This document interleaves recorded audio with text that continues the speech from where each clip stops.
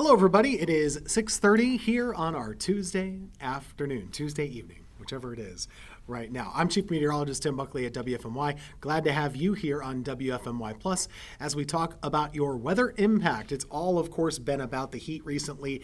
Still going to be that way for a couple more days, but we're going to start to transition out of this and get toward more of a stormy weather pattern first. The stormy pattern will be first, then more of a comfortable weather pattern heading into the weekend. So a couple of things that we'll be watching over the next several days. We'll be getting rid of that heat, getting more storms in here, and then looking ahead toward more comfortable weather. Much anticipated, right? That's going to be something that's pretty exciting. First off, let's dive into it. The heat wave did continue today. And you might look at these numbers and rightly say, well, that's really not all that unusual and not all that impressive. And I might even agree with you here. The temperatures in the low 90s this time of year, that's nothing to really write home about. It's something pretty common of our area. But still, when you factor in all the humidity that we've been dealing with, this is something that is pretty impressive and something that we have had a hard time dealing with. There have been some big impacts when it comes to this. The dew points have been through the roof, off the charts, lots and lots of humidity. So even temperatures only in the low 90s still have been feeling like the 100-degree range. This is 6 o'clock at night here, and we're still looking at temperatures just like this. That smaller number, that's your feels like, that's the heat index. It's up there. It's way, way up there, of course, because of all the humidity. You know, at one point this afternoon, the dew point temperature, and we use this so much, the dew point is better than the relative humidity to gauge your comfort and how tough the heat is going to be on your body. The dew point temperature today has been around 75 most of the time.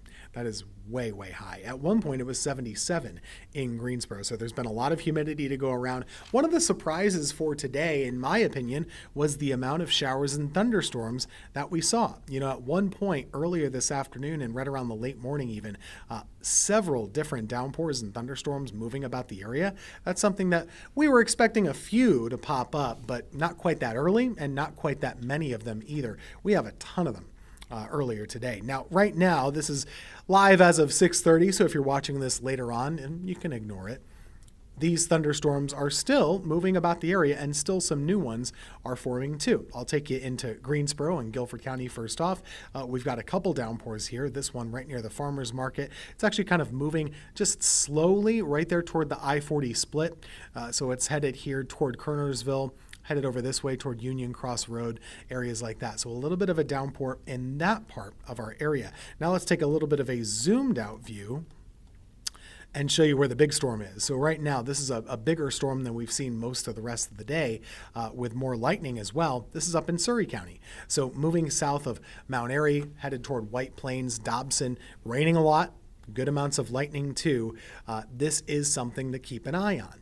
And it could be a bit of a trend. You know, one thing we saw late last night was that showers and storms popped up and then they kind of moved south into the area. That's something we could see happen yet again this evening. On the wide view here, you'll notice temperatures definitely are allowing for these showers and storms to form, and there are more happening all the time. So up here near Roanoke, Virginia, these could drop south into our area. So as we go through about, let's say, 8, 9, even 10 o'clock tonight, showers and storms will be a possibility. Not a guarantee, but something to keep an eye on. And I just wouldn't leave home without the rain gear, I'll put it that way. Futurecast, what does it have to say about this? Well, it has a few storms in the area right now, and it forms more of them through about 8 to 9 o'clock. So let's keep that in mind. Talking about tomorrow, it's basically a copy and paste from what we saw today. Still hot, still humid. Highs will be in the low 90s out there, and there will be a couple of randomly moving downpours. No distinct motion, but randomly moving downpours will be across the area on Wednesday. Not that many of them, but there will be some. On Thursday, take a look at this. Some more downpours popping up out there. And I think Thursday afternoon and evening, that's going to be the start of a more active rain pattern for us. So Thursday afternoon, Friday afternoon, both have the potential of putting down a good amount of rainfall in our area. So we'll keep an eye on those 2 days especially. Kind of the backstory with this. what we're doing right now is getting rid of our heat wave. So that big dome of heat that's been around for a little while, that's going to start to kind of pivot and move off to the west a little bit. So by Thursday, that's kind of gone away from us. And what we'll see instead is that by the weekend, this is some of that cooler air trying to move our way from the north. So you're going to have cooler breezes coming down the coast and try and allow for more dry air, more cool air to move our way. The question is just how far away are we going to be able to keep the rain? So you don't have to worry about the heat once you get past Thursday. Tomorrow, still very hot and humid. Thursday, still pretty hot and humid, but once we get to Friday and Saturday, we've turned that corner and we're kind of kicking that heat out of here. That's when we're teasing these high temperatures in the 70s, but it's not a guarantee it'll be sunny and beautiful for Saturday. Sunday should be. But Saturday might not be so much. Here's why I do expect showers and storms to be pretty widespread. That front moving in on Thursday and on Friday, we're going to have several different rounds of showers and storms. So that's something for Thursday afternoon. On Friday, same idea here. You can see scattered showers and storms popping up pretty widespread to finish out the day.